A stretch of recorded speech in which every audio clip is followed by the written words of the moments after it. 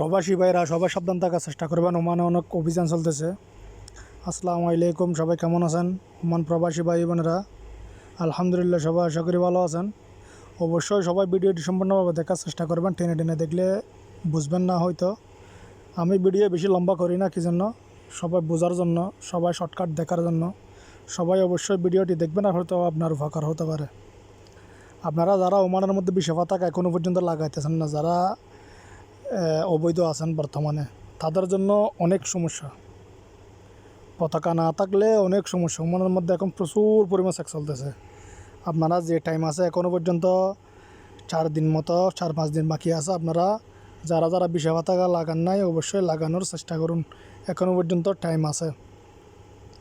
আর একটা কথা হচ্ছে, যারা বাইরে কাজ করে, যারা দোকানপাড়া কাজ করে এবং যারা মাজারায় কাজ করে, ভিতরে সাইড যারা আউটসাইড যারা কাজ করে তাদের সমস্যা না, কিন্তু যারা দোকানপাড়া কাজ করে তাদের সমস্যা বেশি। দোকানপাড়ে লেবার কোড বেশি ঢুকে, সমস্যা। তার জন্য সবাই সাবধান। যারা দোকানপাড়ে বাইরের মানুষ কাজ করেন তারা সাবধান থাকার চেষ্টা করবেন।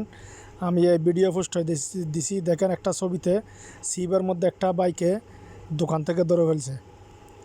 আপনারা সবাইকে সতর্ক করে দিবেন এবং সবাইকে ভিডিওটি সম্পূর্ণভাবে দেখার সুযোগ করে দিবেন।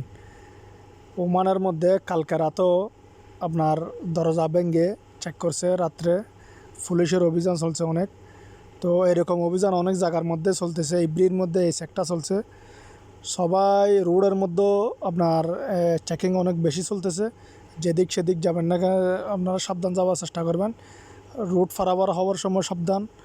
আপনারা গাড়ি করে কোনো জায়গায় যাওয়ার সময় সাবধান থাকবেন। পতাকা রাখবেন, সাথে সাথে পতাকা রাখলে সমস্যা হয় না।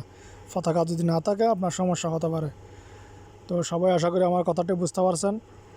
যারা দোকানপাড়া কাজ করেন অবশ্যই সবাই সাবধান থাকার চেষ্টা করবেন। দোকানপাড়া যারা কাজ করেন তারা বের হতে পারে না, সমস্যা হলো অনেক। এটা লেবার কোড ঢুকলে আগে প্রথমে দরজা অফ করে দেয়।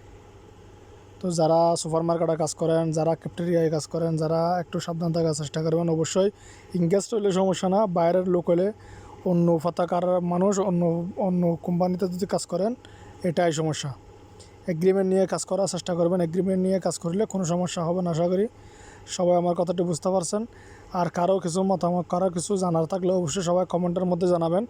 আপনাদের এটা নিয়ে ভিডিও করার চেষ্টা করবো। সবাই সাবধান থাকার চেষ্টা করবেন, রুমের মধ্যেও সাবধান থাকার চেষ্টা করবেন। রাত্রেও সেক্স চলতেছে।